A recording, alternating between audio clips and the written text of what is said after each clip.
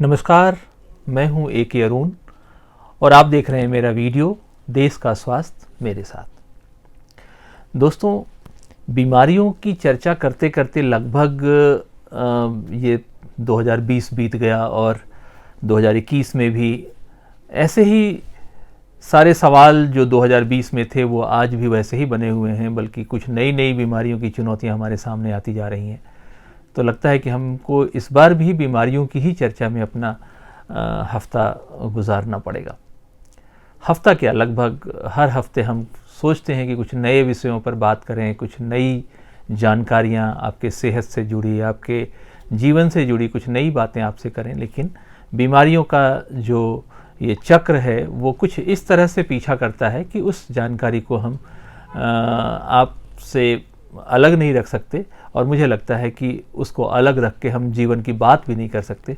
इसलिए हर बार हमें कुछ ना कुछ नई बीमारियों की चर्चा करनी पड़ती है। देखिए ना, अभी हम कोरोना से एक धीरे धीरे उबर ही रहे थे कि बर्ड फ्लू, उसकी चर्चा चल निकली और बर्ड फ्लू को लेकर बहुत सारी खबरें भी आने लगी, बर्ड फ्लू को लेकर बहुत सारी आशंकाएं भी आने लगी। हालांकि बर्ड फ्लू दुनिया के लिए कोई नया नहीं है, बल्कि फ्लू की बात अगर हम करें, फ्लू के अलग अलग जो वेराइटीज़ हैं, एवियन फ्लू है, स्वाइन फ्लू है, और भी कई तरह के फ्लू हैं, तो उन सब का अगर आप जिक्र करें तो लगभग 100-150 साल पहले से फ्लू का आतंक पूरी दुनिया पर है।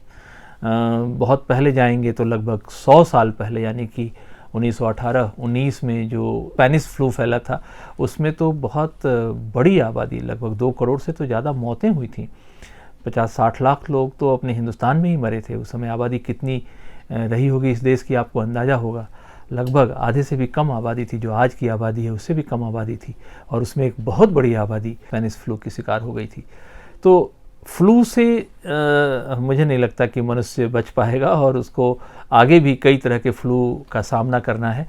इसलिए आज की इस चर्चा में कोरोना संक्रमण के बहाने जो नए श्वसन तंत्र से संबंधित रोग हैं उसको एक फ्लू के रूप में जाना जाता है। तो आज हम उसके बहाने कुछ चर्चा कर लेते हैं। यहाँ मैं अपने दर्शकों से, अपने मित्रों से ये भी बताना चाहूँगा कि ये सारे रोग जो हैं पिछले 100-150 वर्षों में जो नए नए रोग आ रहे हैं, और हाल फिलहाल की अगर बात करें तो पिछले 20-25 वर्षों में जो रोग आ रहे हैं, उसको मैं अपने तरीके से वैश्वीकरण के रोग के रूप में देखता हूँ। वैश्वीकरण यानी कि डिजीजेज ऑफ ग्लोबलाइजेशन। ये जो पूरी दुनिया में इकोनॉमी को, पूरी दुनिया की एक तरह से सांस्कृतिक जो विविधताएं हैं उन सब को ख़त्म कर कर देशों की बाउंड्री को क्रॉस करके जो व्यापार की एक नई शैली चल रही है, एक नया दौर, नया चक्र चल रहा है, उसमें कई ऐसे रोग हैं जो एक देश की सीमा से दूसरे देश की सीमा में जा चुके हैं। एक तरह से रोगों का भी ग्लोबलाइजेशन हो चुका है, और वो जो एक खास इलाके में सीमित थे वो रोग अब पूरे विश्व में फैल चुके हैं, और एक बहुत बड़ी आबादी उसकी जद में है, उसकी पकड़ में। अभी हाल फिलहाल की जो बात हम कर रहे हैं, बर्ड फ्लू की बात करें, आप देखेंगे कि पिछले साल यानी कि 2019 में लगभग नवंबर का ही महीना था, 20-21 नवंबर के आसपास एक एवियन फ्लू की चर्चा थी, और ख़ास करके अपने देश में राजस्थान के सांबर झील में लगभग 18,000 पक्षियों की मौत हो गई थी। ये तो रिकॉर्डेड है। और उस समय उन पक्षियों की मौत को एक बीमारी का नाम दिया गया था, उसको बॉटुलिज्म बोलते हैं, एवियन बॉटुलिज्म। एवियन बॉटुलिज्म का मतलब ये होता है कि यह एक प्रकार का प्राकृतिक जहर है। बॉटुलिज्म एक किस्म का प्राकृतिक जहर है, कॉलेस्ट्रीडियम बॉटुलिज्म नाम के बैक्टीरिया की वजह से होता है, और ये पानी में या मिट्टी में पाया जाता है, और जब पक्षी उसके संपर्क में आते हैं तो उनकी मौत हो जाती है। एवियन बॉटुलिज्म के जो लक्षण हैं, आमतौर पर जो एवियन बॉटुलिज्म के शिकार पक्षियों में क्या होता है कि उनकी गर्दन कमज़ोर पड़ जाती है, वो मुड़ने लगती है, बल्कि गर्दन लटक जाती है, और बाद में उनकी मृत्यु हो जाती है, उनके पंख झड़ जाते हैं। तो ये सारे लक्षण हैं, और ये एक संक्रामक रोग है। हालांकि ये रोग मनुष्यों में नहीं आता है, पशुओं से पशुओं में, पक्षियों से पक्षियों में ही जाता है, लेकिन अब जो नए अध्ययन आ रहे हैं और जो नई आशंकाएं हैं उसमें ये देखा जा रहा है, क्योंकि मनुष्य और पशु पक्षियों का संपर्क बहुत ज़्यादा बढ़ गया है। जैसे मनुष्य मांसाहार जो करते हैं, जो पक्षियों को, यानी कि जैसे चिकन खाते हैं या डक खाते हैं या इस तरह के जो मांसाहार करते हैं, और अगर वो पक्षी या वो पशु संक्रमित है तो वो संक्रमित पशु पक्षी के माध्यम से मनुष्यों में भी ये संक्रमण आ रहा है, जिसको कि जूनोटिक डिजीज कहते हैं, जो पशुओं में होता है लेकिन वो अब मनुष्यों में भी आने लगा है। तो ये एक नए किस्म का खतरा है। इसीलिए मैं इसको वैश्वीकरण के रोग से संबंधित नए खतरे के रूप में मैं रेखांकित करता हूँ। और मैं जब अपनी बात कहता हूँ तो जो नए लोग हैं उनको मेरी बात समझ में नहीं आती कि आप क्या बातें कर रहे हैं, लेकिन जब आप गंभीरता से इसका अध्ययन करेंगे तो आपको लगेगा कि ये जो पूरी प्रक्रिया है वैश्वीकरण की, उदारीकरण की, निजीकरण की, इस पूरी प्रक्रिया में अर्थ या धन को बहुत महत्व दिया गया है। और जो बड़ी बड़ी कंपनियां हैं उनका उद्देश्य ये होता है कि किसी भी तरह से उनको मुनाफा मिले, और उसके लिए वो दुनिया के किसी भी क्षेत्र में जाकर कारोबार करते हैं। उसमें खाद्य का कारोबार है, पोषण का कारोबार है, खाद्य में फिर ये जितने भी नॉनवेज सोर्स के जितने भी फूड्स हैं उनका कारोबार है, और उससे बीमारियों के वैश्विक प्रसार में काफ़ी सहजता देखी गई है। बर्ड फ्लू का अगर हम जिक्र करें तो 2004 में भी भारत में बर्ड फ्लू था, 2006 में था, 2016 में था, 2017 में भी था। और उस समय जो स्थिति थी कोई बहुत ज़्यादा ये फैला हुआ रोग नहीं था। लेकिन मैं आपको बताऊं, उस समय भी मैंने एक लेख लिखा था और वो लेख कई राष्ट्रीय समाचार पत्रों में छपा, और उस समय काफ़ी लोगों ने, बल्कि स्वास्थ्य से की संस्थाओं से जुड़े लोगों ने मुझे कहा कि आप इस तरह की जो बातें कह रहे हैं उसके पीछे क्या ठोस आधार है। मैंने विश्व स्वास्थ्य संगठन की साइट को कोट करके मैंने उस समय जवाब दिया था, बल्कि ये सब मुझसे सवाल जवाब किए गए थे और मैंने उसका जवाब भी दिया था कि उस समय महामारी की स्थिति नहीं थी बर्ड फ्लू की। मैं 2006 की बात कर रहा हूँ, लेकिन विश्व स्वास्थ्य संगठन ने उसको एक महामारी के रूप में घोषित किया। ऐसे ही 2016 में भी विश्व स्वास्थ्य संगठन ने उसको महामारी के रूप में घोषित किया। बाद में फिर विश्व स्वास्थ्य संगठन ने करेक्ट किया था कि नहीं, ये वैश्विक महामारी नहीं है। तो आप समझ सकते हैं कि जितने भी अंतर्राष्ट्रीय स्वास्थ्य की एजेंसियां हैं उन पर भी दबाव होता है, और उसके पीछे कोई ना कोई व्यापार से जुड़ी बड़ी कॉरपोरेट बड़ी कंपनियां होती हैं जिनका कुछ अपना व्यापारिक हित होता है। तो इस तरह से आप समझ सकते हैं कि कभी कभी कुछ वैश्विक रोगों का व्यापार को बढ़ाने घटाने के रूप में भी इस्तेमाल किया जाता है, और उस रोग की दहशत से कई तरह के रोजगार खड़े कर दिए जाते हैं, कई तरह के रोजगार खत्म कर दिए जाते हैं। मैं आपको उदाहरण देता हूं, अभी खास करके जो फ्लू फैला था, स्वाइन फ्लू फैला था काफ़ी पहले, अभी हाल फिलहाल में बर्ड फ्लू भी फैला। ये एक तरह का फ्लुएंजा आप इसको कह सकते हैं, एक तरह के जुकाम वाले लक्षणों या जुकाम जैसे लक्षणों वाला ये रोग है। इसमें कुछ खास किस्म के बैक्टीरिया वायरस होते हैं जो उसके लिए जिम्मेवार होते हैं। जैसे कई प्रकार के फ्लू के जो स्ट्रेन हैं उसमें H1N1 है, H2N2 है, H3N2 आदि ऐसे कई तरह के। तो ये सब अलग अलग थोड़ी सी जैविक संरचना में बदलाव वाले बैक्टीरिया से होने वाले ये रोग हैं, और उनके लक्षणों में थोड़ी बहुत बदलाव होते हैं। सामान्यतया जो फ्लू के लक्षण है, जुकाम, खांसी, छींकें आना, बुखार, हल्का बुखार होना, बदन दर्द करना, बदन टूटना, ये सब तो सामान्य है। लेकिन उनके रक्त में जो बदलाव आता है उसकी वजह से इनके नाम बदल जाते हैं। आप देखेंगे कि ये जो वायरस होते हैं ये बहुत ही खतरनाक होते हैं और बहुत फास्ट ग्रोइंग होते हैं। जैसे चंद मिनटों में ये वायरस 3 किलोमीटर से 400 किलोमीटर तक का सफ़र तय कर सकते हैं। तो इसलिए ऐसे रोगों के मामले में आपने देखा होगा कि अंतर्राष्ट्रीय या अंतर्राज्यीय आवाजाही या व्यक्तियों के एक जगह से दूसरे जाने पर प्रतिबंध लगा दिया जाता है, लेकिन आप पशु पक्षियों के मूवमेंट को तो रोक नहीं सकते। अब ये जो मौसम है, इस समय यूरोप से, साइबेरिया से, अंटार्कटिका से पक्षी हमारे देश में आते हैं, और अलग अलग देश के अलग अलग हिस्सों में आप देखेंगे बर्ड सेंचुरी बनी हुई है। और ये कोई सरकार ने नहीं बनाई या किसी समाज ने नहीं बनाई, पक्षियों ने अपने आप एक इलाके को बर्ड सेंचुरी के रूप में विकसित कर लिया। यानी कि वो पक्षी उसी जगह पे हज़ारों किलोमीटर उड़कर आते हैं और वहाँ रहते हैं। अब जैसे अंटार्कटिका से जो पक्षी आते हैं वो बहुत वहाँ -40-50 डिग्री सेंटीग्रेड टेम्परेचर चला जाता है, जो पक्षियों के प्रजनन के लिए, उनके जीवन के लिए उपयुक्त नहीं होता। तो वो फिर वहाँ से उड़कर हिंदुस्तान आते हैं। हिंदुस्तान के अलग, जैसे आपने सुना होगा भरतपुर में बर्ड सेंचुरी है, केवलादेव पक्षी उद्यान, ऐसे कई देश के कई ऐसे इलाके हैं जहाँ पर पक्षियों का बसेरा होता है। और ये पक्षी यहाँ 2 से 3 महीने रहते हैं। एक तरह से वो यहाँ पर प्रजनन करते हैं, अंडे देते हैं, फिर उसको सेते हैं। सेने के बाद जब उनके चूजे बड़े हो जाते हैं तो फिर वो पक्षी अपने चूजों के साथ, अपने बच्चों के साथ उड़कर अपने देश चले जाते हैं। तो ये जो अंतर्राष्ट्रीय आवाजाही है पक्षियों की, वो भी बीमारी का कारण है। और इस बार भी ये माना ये जा रहा है कि चूंकि इसी महीने में पक्षी बाहर से आते हैं, तो माना ये जा रहा है कि बर्ड फ्लू शायद बाहर से आया होगा। हमारे पशुपालन मंत्री गिरिराज जी ने स्टेटमेंट भी दिया है, लेकिन इसके बारे में मैं वो बहुत प्रमाणिक तौर पर नहीं कह सकता कि ये कोई बाहर से बीमारी आई है, कोई बाहर से बीमारी भेजी गई है, ऐसा मैं नहीं कह सकता। एक वैज्ञानिक दृष्टिकोण तो यही है कि वैश्वीकरण के इस दौर में कई ऐसी बीमारियां हैं जो अपनी सीमा से बाहर जाकर दुनिया भर में फैल चुकी हैं, और वो वहाँ पर जैसे ही अनुकूल परिस्थितियाँ उनको होगी वो अपना विस्तार करती हैं। तो ये तो एक सामान्य सी बात है और इसको मैं इसी रूप में देखता हूँ। ऐसे ही 2003 में सार्स नाम का एक रोग आया था। यह इन सब का जिक्र मैं आपको इसलिए कर रहा हूँ कि जब बर्ड फ्लू फैला था तो उस समय भी बहुत बड़ा आर्थिक नुकसान हुआ था।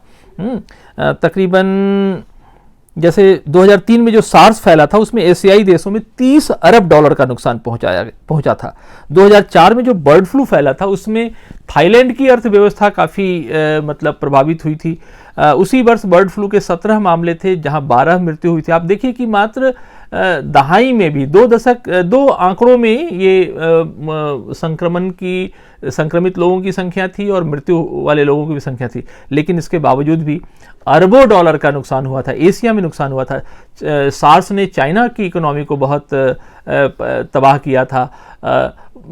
जापान की इकोनॉमी प्रभावित हुई थी, थाईलैंड की इकोनॉमी प्रभावित हुई थी। तो आप इससे अंदाज़ा लगा सकते हैं कि जब भी इस तरह का फ्लू किसी देश की इकोनॉमी को प्रभावित करने लगे, वहाँ की अर्थव्यवस्था को तबाह करने लगे, तो फिर संदेह होता है कि आखिर ऐसे रोग अचानक से वैश्वीकरण के इस पिछले 20-25 वर्षों के दौर में अचानक से कैसे चर्चा में आ गए, और आ भी गए तो इतने घातक कैसे बन गए। और अगर इतने घातक बन भी गए तो विश्व स्वास्थ्य संगठन जैसी एक जिम्मेवार प्रोफेशनल संस्था आखिर कर क्या रही है। उसको इसी बात की जिम्मेवारी उसके पास है कि इस तरह के गंभीर घातक रोगों का पहले से पता लगा सके, उसकी रोकथाम कर सके, उसके टीकाकरण की बात करे। लेकिन इसके बावजूद भी हम इस तरह के चुनौतियों का सामना कर रहे हैं और साल दर साल करते चले जा रहे हैं। तो दोस्तों, इसलिए भी मुझे लगा कि कोरोना के इस दौर में जब कोरोना का संक्रमण धीरे धीरे थमने लगा है, वैसे में फिर एक नए वायरल संक्रमण का ये जो जिक्र आया है वो निश्चित रूप से चौंकाने वाला है और हम सब लोगों को सतर्क रहने की ज़रूरत है। क्योंकि अंततः ये जो आर्थिक दिक्कतें होती है, जो आर्थिक नाकेबंदी हो जाती है, या जो आर्थिक तंगी का माहौल आ जाता है, उसमें सामान्य लोग, गरीब लोग, सामान्य मध्य वर्ग के लोग प्रभावित होते हैं। जो बड़े अमीर लोग हैं जिनके पास हज़ारों करोड़ रुपए हैं, उनकी तो मैं चिंता भी नहीं करता क्योंकि उनके पास हज़ार ऑप्शंस हैं। लेकिन जो सामान्य मध्य वर्ग है, उसके रोज़गार चले जाते हैं, उसकी इकोनॉमी बहुत नीचे चली जाती है। इस बीच में स्वास्थ्य और इलाज पर उनका खर्च बढ़ जाता है, आमदनी कम हो जाती है, खर्च बढ़ जाता है, तो वो कैसे करेंगे। तो ये एक समस्या है। दोस्तों, वैश्वीकरण की बात जब मैं कर रहा हूँ तो मैं आपको एक चीज़ और बताऊँ। आप याद कीजिए कि जब अभी से 14-15 साल पहले जब प्लेग फैला था, और उस प्लेग में क्या हुआ था, पूरी की पूरी गुजरात का एक शहर, सूरत शहर खाली हो गया था। लगभग 90% लोग सूरत शहर को छोड़ के जा चुके थे। तो कभी कभी ये लगता है कि कहीं ऐसा तो नहीं है कि इस तरह के रोगों के बहाने कुछ कंपनियां, या दवा बनाने वाली कंपनी हो सकती है, या इलाज से जुड़ी कोई दूसरी कंपनी हो सकती है, या कोई और ऐसी कंपनी हो सकती है जिसकी इकोनॉमिक इंटरेस्ट हो, जिसको हम नॉन ह्यूमन इकोनॉमिक इंटरेस्ट कहते हैं। ऐसी कंपनियां कहीं कुछ साजिश तो नहीं रच रही हैं। हालांकि सूरत के प्लेग को लेकर रहस्य अभी भी बना हुआ है कि प्लेग के वो वायरस कहाँ से आए थे, प्लेग का वो जो जीवाणु कहाँ से आया था। इतना तो तय था और NICD ने जांच भी की थी और उसने ये तो बता दिया था कि ये कहीं ना कहीं से भेजा गया है, कहीं ना कहीं से प्लेग के वो कीटाणु वहाँ आए थे। आप समझ सकते हैं कि सूरत एक तरह से हिंदुस्तान का मैनचेस्टर माना जाता है, यानी कि कपड़े का सबसे बड़ा कारोबार कपड़े से जुड़े उद्योगों का एक सबसे बड़ा कारोबार हिंदुस्तान में सूरत है, और वो सूरत लगभग तबाह हो गया था। और जब तबाह हो गया था तो उसके बाद उसको फिर से रीऑर्गेनाइज होने में बहुत लंबा वक्त लगा था। दोस्तों, कई ऐसे रोग हैं जो पशुओं में होते हैं और कई ऐसे रोग हैं जो मनुष्यों में होते हैं, लेकिन इधर ये देखा जा रहा है कि पशुओं से मनुष्यों में होने वाले रोगों में एक तरह से वृद्धि देखी जा रही है। और उसका असर ये हुआ है कि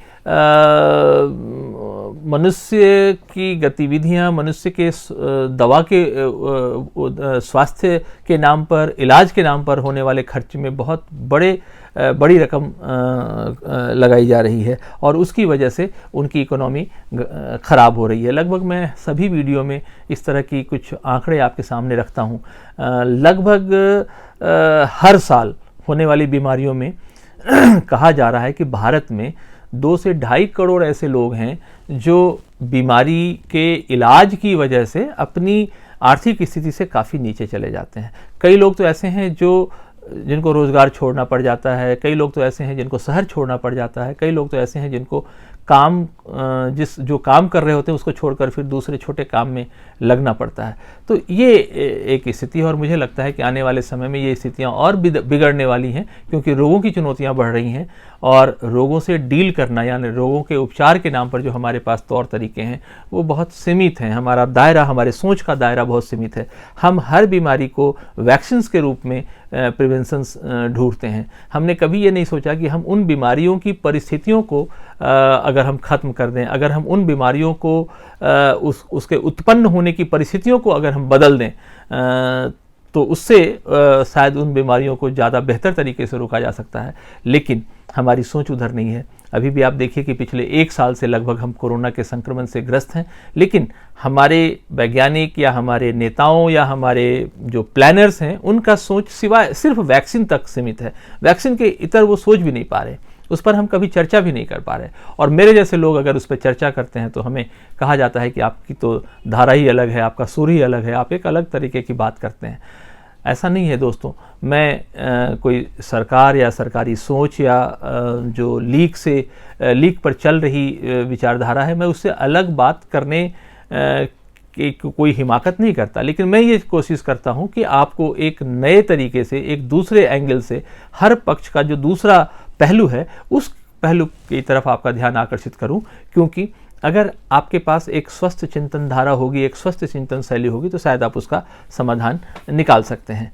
कई ऐसी चीज़ें हैं जिसके बारे में बर्ड फ्लू के बहाने मैं आपसे चर्चा करना चाहता हूं, लेकिन एक बड़ी समझ जो मेरी ये बनी है कि एकाधिकार, अंतर्राष्ट्रीय व्यापार और कुछ खास कंपनियों की अपनी शोध और उसकी अपनी समझ से ही लगभग इन सब का समाधान देखा जा रहा है। अभी भी आप देखें कि कोरोना संक्रमण से निपटने के लिए हमने जिन दवाओं की बात की थी, रेमडेसिवियर की बात की, बाद में संदेहास्पद दवा निकली, HCQ की बात की जो मुकम्मल तौर पर इसकी दवा भी नहीं है, वो भी संदेहास्पद निकली, फिर प्लाज्मा टेक्निक की बात की, वो भी शुरू में चर्चा में रही, बाद में वो भी खत्म हो गई। अब वैक्सीन की बात चल रही है, उस वैक्सीन को लेकर भी दुनिया भर की कंट्रोवर्सी है।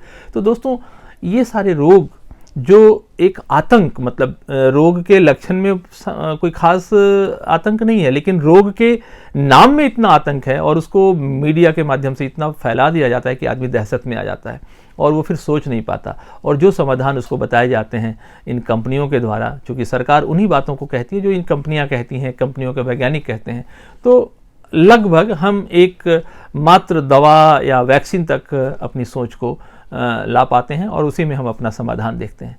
दोस्तों, इस वीडियो का जो पर्पस है, जो मकसद है, वो ये है कि आप एक इतर सोच भी रखें, आप उसका एक वैज्ञानिक विश्लेषण करें, आप उन तमाम दूसरे पहलुओं को भी सोचें जिसमें दीर्घकालिक समाधान छिपे होते हैं। और हम अगर इन सब तरह से इतने अलग अलग नज़रिए से इस पर हम सोचेंगे तो शायद हम एक बेहतर समाधान दे पाएंगे। बर्ड फ्लू से डरने की कोई ज़रूरत नहीं है, यहाँ उसको नियंत्रित करने की बात की जा रही है और मुझे लगता है कि अभी हिंदुस्तान में तो बर्ड फ्लू नियंत्रित है, लेकिन फिर भी सावधान रहने की ज़रूरत है, सतर्क रहने की ज़रूरत है। कोरोना से भी घबराने की ज़रूरत नहीं है और कोरोना से भागने की भी ज़रूरत नहीं है। तो तो हम चौकन्ना रहें, सतर्क रहें और हमारी कोशिश ये रहे कि हम किसी भी तरह से इस तरह के घातक रोगों को ठीक से समझकर उसका समाधान ढूंढ सकें।